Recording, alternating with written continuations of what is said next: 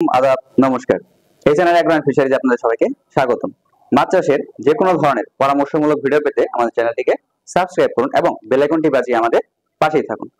সময়ত মাছ চাষী ভাইয়েরা, আপনারা অনেকেই দীর্ঘদিন যাবত তেলাপিয়া মাছ চাষ করে আসেন বা অনেকেই চিন্তা ভাবনা করছেন যে নতুন ভাবে তেলাপিয়া মাছ চাষ করবেন। তো তেলাপিয়া মাছের ক্ষেত্রে সবচাইতে আতঙ্কের বিষয়টা হচ্ছে যে তেলাপিয়া মাছের স্ট্রেপ্টোকক্কাস রোগ।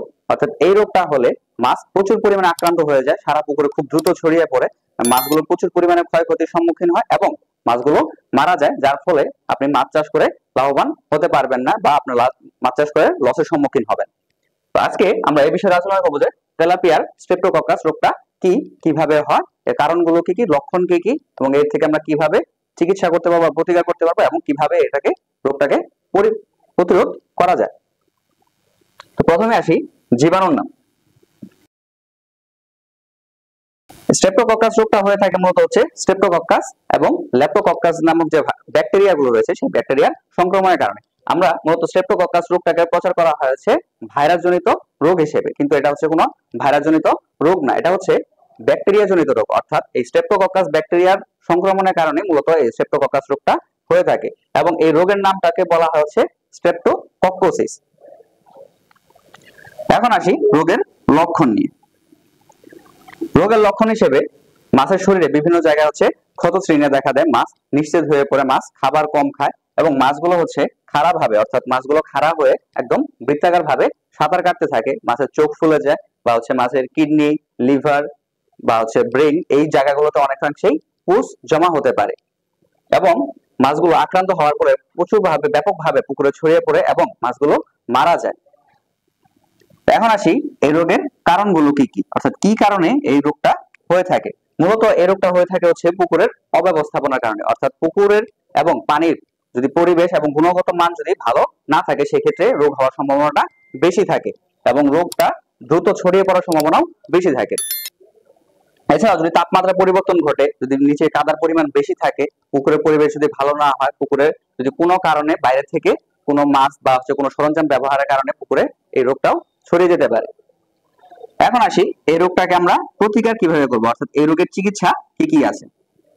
এই রোগের চিকিৎসা হিসেবে আপনি 2 বা 3 ধরনের পদ্ধতি ব্যবহার করতে পারেন। প্রথমত হচ্ছে আপনার ট্রিটমেন্ট বা কেমিক্যাল ট্রিটমেন্ট, যেটা হচ্ছে আপনার হাতের কাছে যেটা পাবেন, যেমন হচ্ছে আপনার চুন প্রয়োগ, চুন, লবণ, তারপর হচ্ছে পটাশিয়াম পারম্যাঙ্গানেট, তুতে, এগুলো আপনি ব্যবহার করতে পারেন। যদি রোগ আক্রান্ত বেশি দেখা দেয় সেক্ষেত্রে প্রয়োজনে প্রতি শতকে 500 গ্রাম থেকে 1 কেজি হারে চুন প্রয়োগ করতে হবে এবং 250 থেকে 500 গ্রাম হিসেবে প্রতি শতাংশে লবণ প্রয়োগ করতে হবে। পটাশিয়াম পারম্যাঙ্গানেট 2 থেকে 3 ppm প্রতি লিটার পানির সাথে গুলিয়ে প্রয়োগ করতে হবে এবং তুতে আপনি প্রতি শতকে 2 গ্রাম হিসেবে ভালোভাবে প্রয়োগ করতে পারেন। এগুলো হচ্ছে প্রাথমিক চিকিৎসা। এর সাথেও আপনি যদি বেশি পরিমাণে আক্রান্ত হয়ে যায় মাছ, সেই ক্ষেত্রে আপনি চিকিৎসা হিসেবে অ্যান্টিবায়োটিক যে ওষুধগুলো রয়েছে সেই অ্যান্টিবায়োটিক গুলো প্রয়োগ করতে পারেন। অ্যান্টিবায়োটিকের মধ্যে রয়েছে অক্সিটেট্রাসাইক্লিন, সেটা হচ্ছে আপনার 2 ভাবে প্রয়োগ করতে পারেন। এক হচ্ছে পুকুরে সরাসরি 1 থেকে 2 গ্রাম হারে এবং খাবারের সাথে মিশিয়ে, অর্থাৎ প্রতি কেজি খাবারের সাথে 1 গ্রাম অক্সিটেট্রাসাইক্লিন ভালোভাবে মিশিয়ে তারপরে সারা পুকুরে ছড়িয়ে প্রয়োগ করতে হবে। এবং আপনি ফ্লোরানফেনিকল বা হচ্ছে অক্সিটেট্রাসাইক্লিনের জাতীয় যে ওষুধগুলো রয়েছে অ্যান্টিবায়োটিক হিসেবে সেগুলো ব্যবহার করতে পারেন এবং এই রোগের ভ্যাকসিনও কিছু কিছু দেশে পাওয়া যায়, সেই ভ্যাকসিনও আপনি প্রয়োগ করতে পারেন। ভ্যাকসিন কয়েকটা পাওয়া যায়, 2 ধরনের ভ্যাকসিন পাওয়া যায়, তার মধ্যে বাংলাদেশে এই ভ্যাকসিনগুলো সহজলভ্য নয়। বাংলাদেশে বাণিজ্যিকভাবে এই ভ্যাকসিনগুলোর দাম অনেক বেশি হয়ে থাকে, যার কারণে বাংলাদেশে এই ভ্যাকসিনটা প্রয়োগ কম করা হয়। তবে হচ্ছে ইন্দোনেশিয়া, ফিলিপাইন, ব্রাজিল এই অঞ্চলগুলোতে এই ভ্যাকসিনগুলোর প্রচলন রয়েছে। এখন আসি প্রতিরোধ ব্যবস্থা, অর্থাৎ কি কি ব্যবস্থা গ্রহণ করলে আমরা এই রোগটা থেকে পরিত্রাণ পেতে পারি বা এই রোগটা আগে থেকেই দমিয়ে রাখতে পারি। প্রথমত হচ্ছে প্রতি মাসে বা নিয়মিত 2 সপ্তাহ পর পর পুকুরে পানি পরীক্ষা করতে হবে এবং পুকুরের পানি কিছুটা পরিবর্তন করতে হবে। পুকুরের এবং পানির গুণাগুণ মান যে রয়েছে সেগুলো ভালোভাবে নিয়ন্ত্রণ করতে হবে, অর্থাৎ আপনার চাষ ব্যবস্থাটাকে সম্পূর্ণভাবে ভালোভাবে নিয়ন্ত্রণ করতে হবে।